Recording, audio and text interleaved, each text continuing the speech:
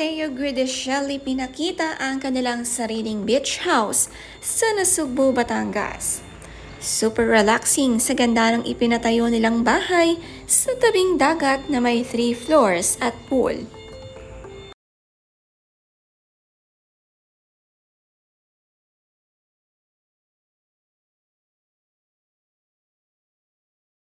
Nagbakasyon nga agad sila dito pagkayari ng beach house.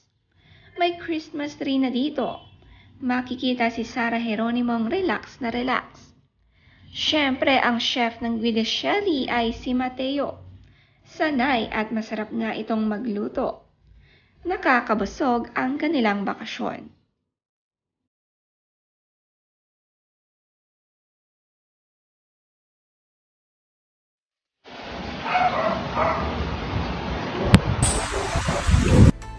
Jelly? What are we having?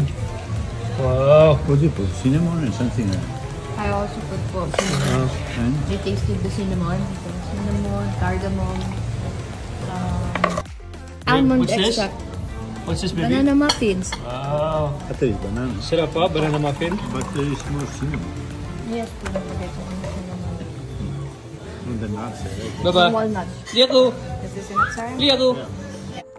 Ang ganda nga ng outdoor dining dahil habang kumakain makikita ang view ng karagatan. Bukod sa nakakabusog ang pagkain, ang magandang view ay nakakabusog din. Kasama nga ni Mateo at Sarah ang Guidicelli family. Tinesting nga nila ang beach house at ang first floor nga nito ay hindi pa tapos.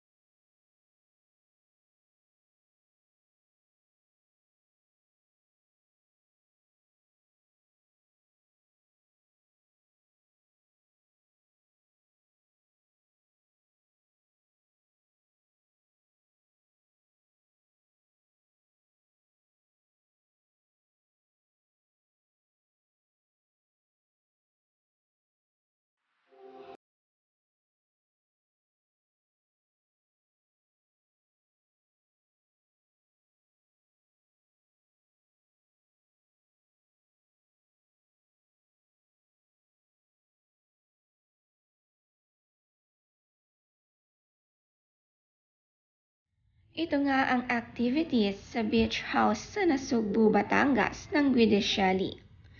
May sariling yate sila dito at tineste nila kung gaano ito kabilis.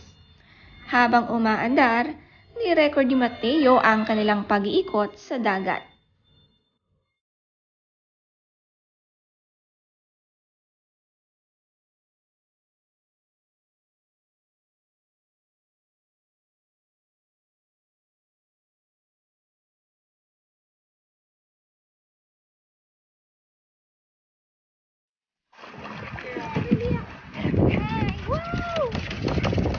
Jump pa.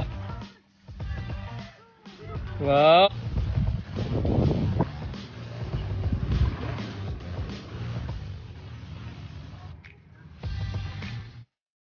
Kasama nga ni Mateo at Sarah ang kanilang mga alagang baby pets. Isinakay nga nila ito sa bangka at tinuruan nilang lumangoy para makabisado rin ang lugar na ito.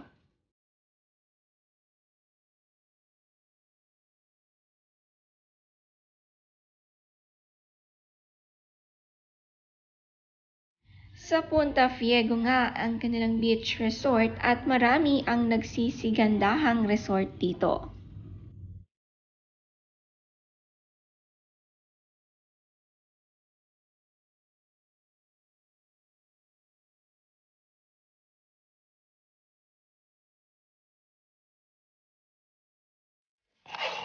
So good, dude.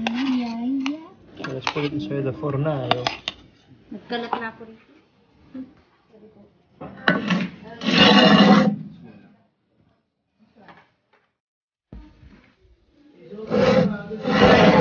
Oh, look at that. Wow. Very good. Hindi pa nga eh. Konti pa. Pa, can you check this out? Oh, wow.